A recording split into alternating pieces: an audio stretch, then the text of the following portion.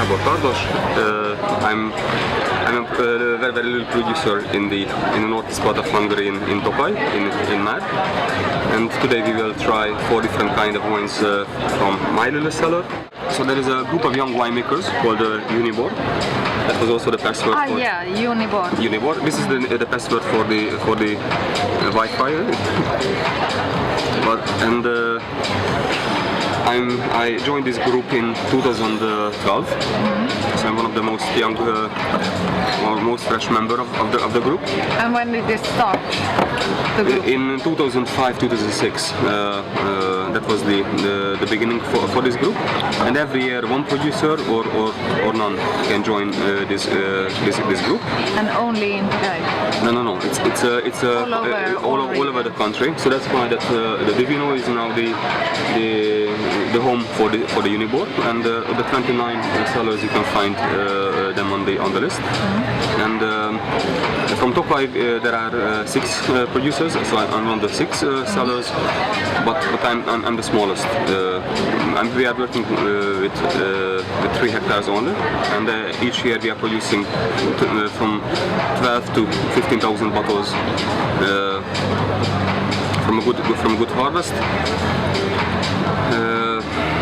I'm working with my father. My father is the boss in the fields, but since that time we decide to harvest what we decide, when we decide, what quality of wines we are doing with the wines, and what style we are making. That's my job.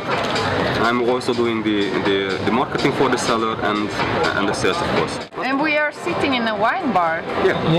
In front of the great basilica in the center of Budapest. Yeah, fantastic. So what is the name of the wine bar? The place is called Divino.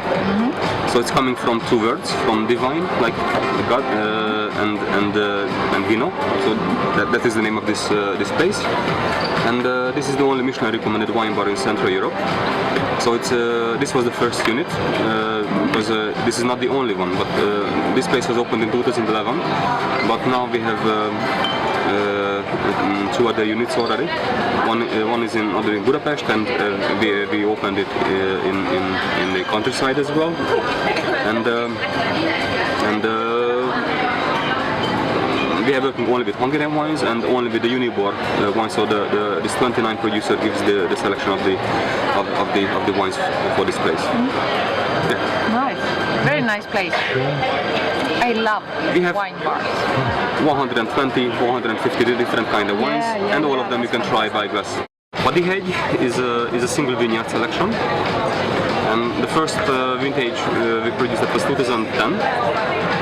And in this crew we have about half hectare, and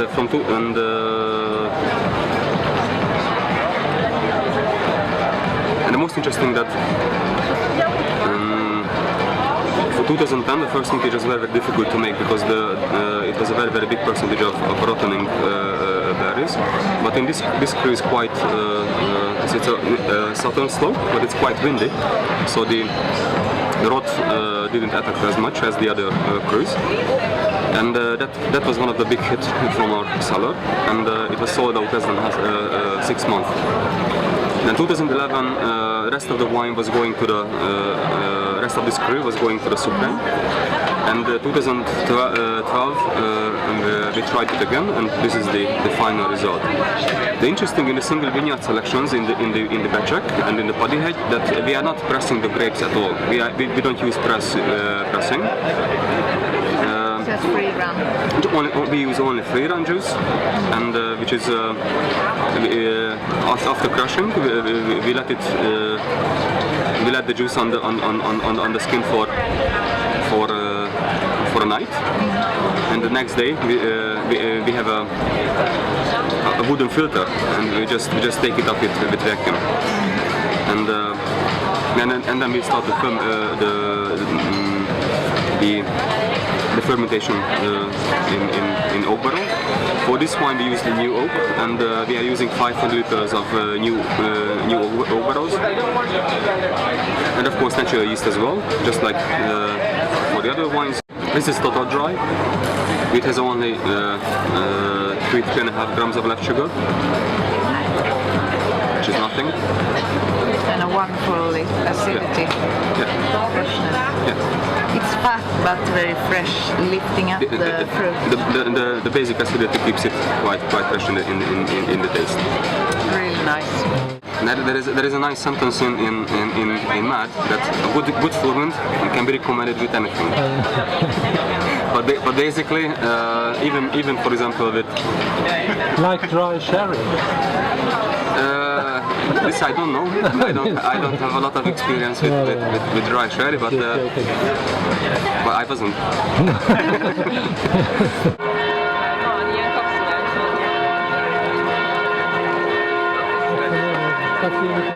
Yeah. And this is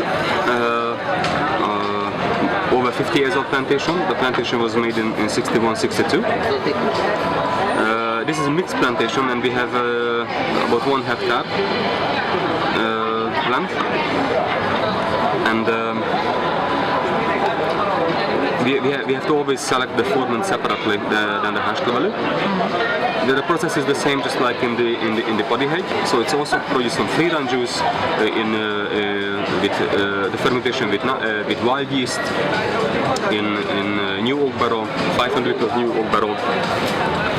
But this is 2011 vintage, so it's 1 year older than the body height.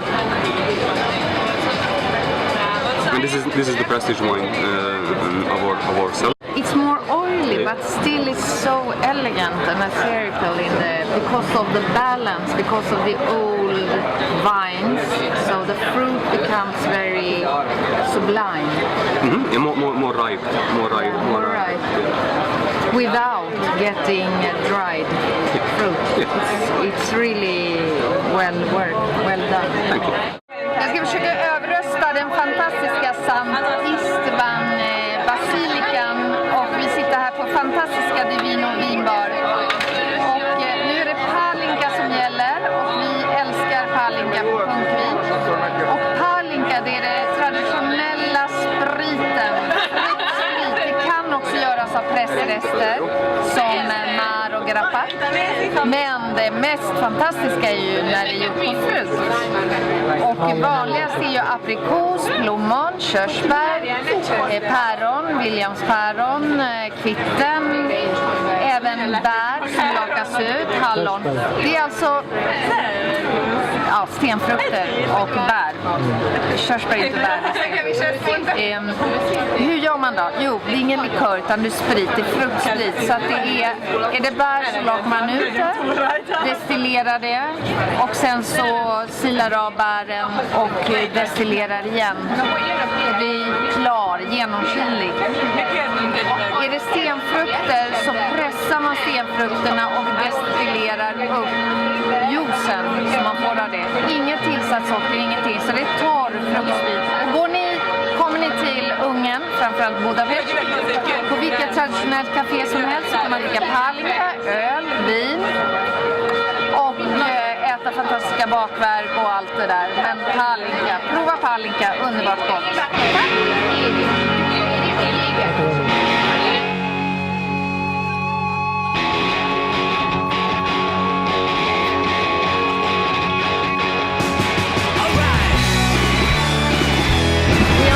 Introduce Helga Gál. Hello. Please, you can tell me about yourself and where we are standing.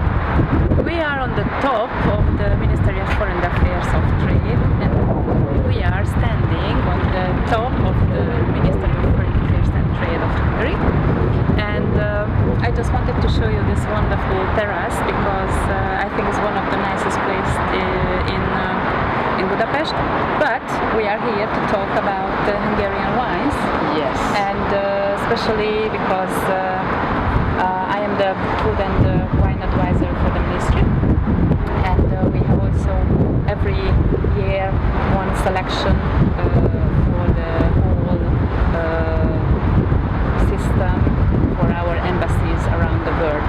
So we are very keen on it that at the Hungarian embassies they have to serve very good high quality Hungarian wines.